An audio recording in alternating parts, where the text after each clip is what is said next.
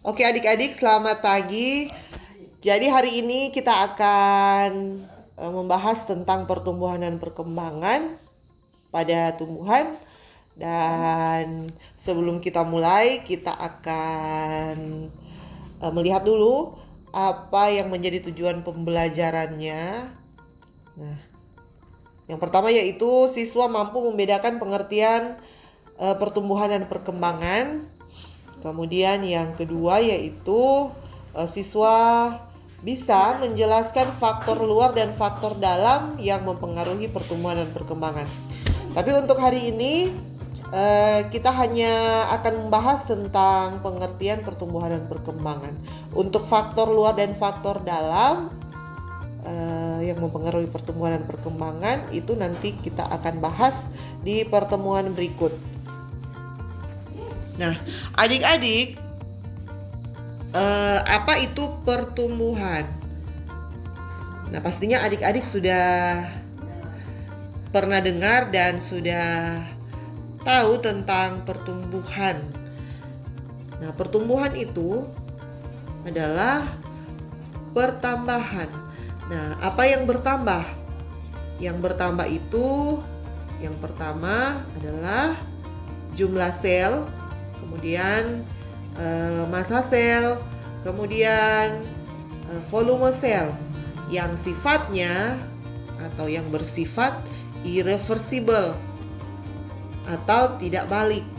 Nah, di sini tiga-tiganya jumlah sel, massa sel, volume sel itu bersifat irreversible atau tidak balik.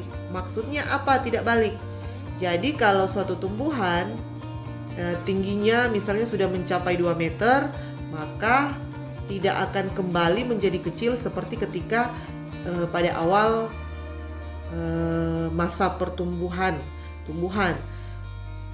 Sama juga dengan adik-adik. Nah, sekarang masa pertumbuhan.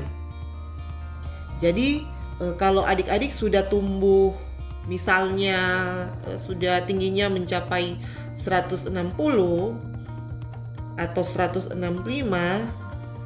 tidak mungkin adik-adik menjadi kecil lagi atau tidak mungkin adik-adik menjadi bayi lagi.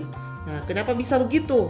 Karena ada pertambahan sel, ada pertambahan massa selnya, ada pertambahan volume selnya.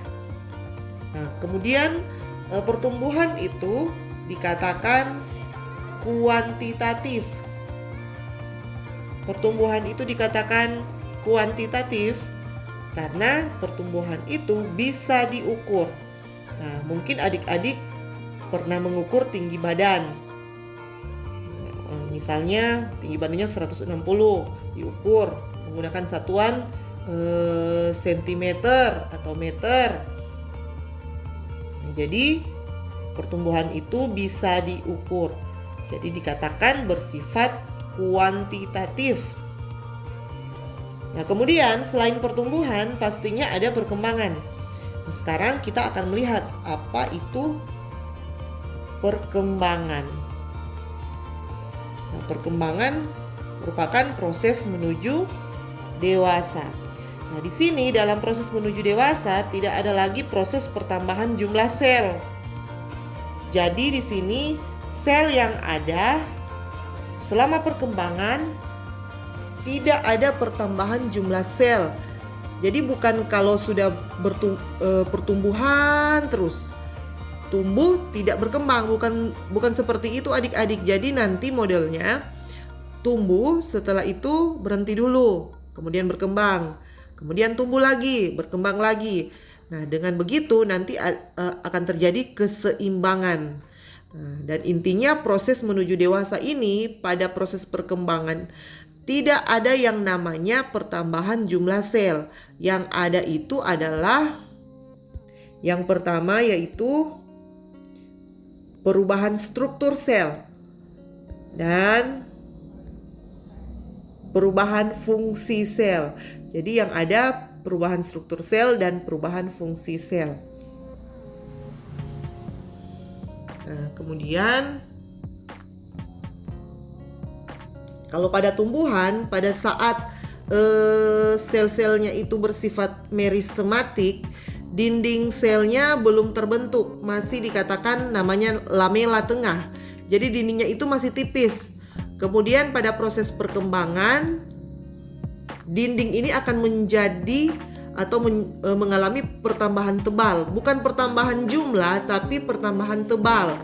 Dan otomatis kalau struktur berubah, fungsinya juga akan mengikuti. Misalnya ketika sel itu masih berupa sel-sel meristem, tidak bisa dibedakan mana yang nantinya akan menjadi jaringan xilem, mana yang nantinya akan menjadi jaringan parenkim.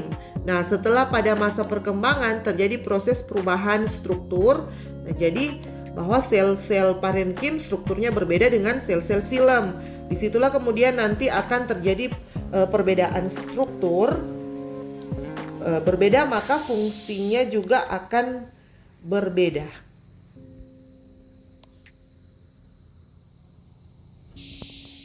Nah, perkembangan itu tidak bisa diukur.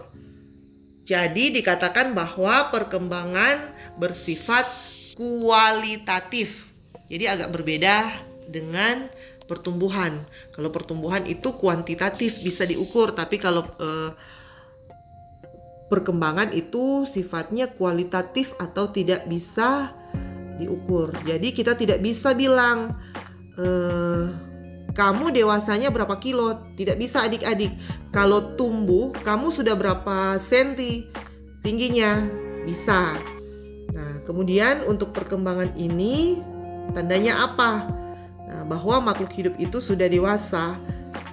Nah, ketika ada organ-organ reproduksi dan organ-organ reproduksinya ini sudah berfungsi. Nah, dikatakan dewasa ketika organ-organ reproduksinya ini sudah berfungsi.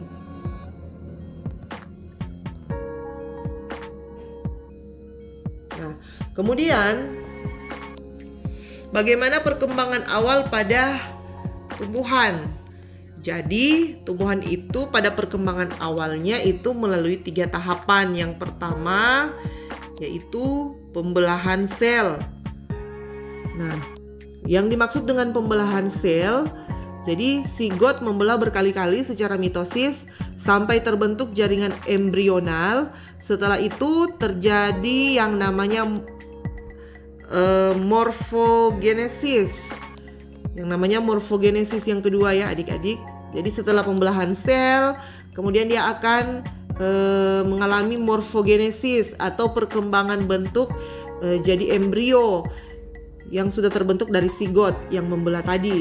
Kemudian embrio itu pasti terdiri dari keping biji atau kotiledon, kemudian nanti ada calon akar, kemudian ada calon tunas. Nah, di sini pada morfogenesis nanti kemudian terjadi pembentukan yang mana akan menjadi akar, kemudian yang mana akan menjadi daun, dan yang mana yang akan menjadi batang. Nah, itu namanya morfogenesis. Berikutnya ada yang namanya diferensiasi seluler.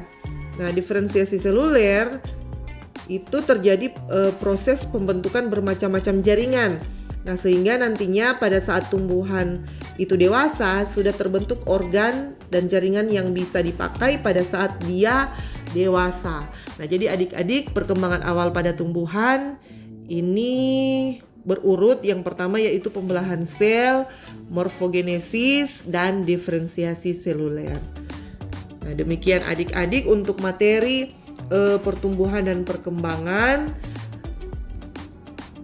Terima kasih atas perhatiannya, dan untuk hari ini tidak ada tugas. Nanti tugas itu pada materi faktor-faktor yang mempengaruhi pertumbuhan dan perkembangan.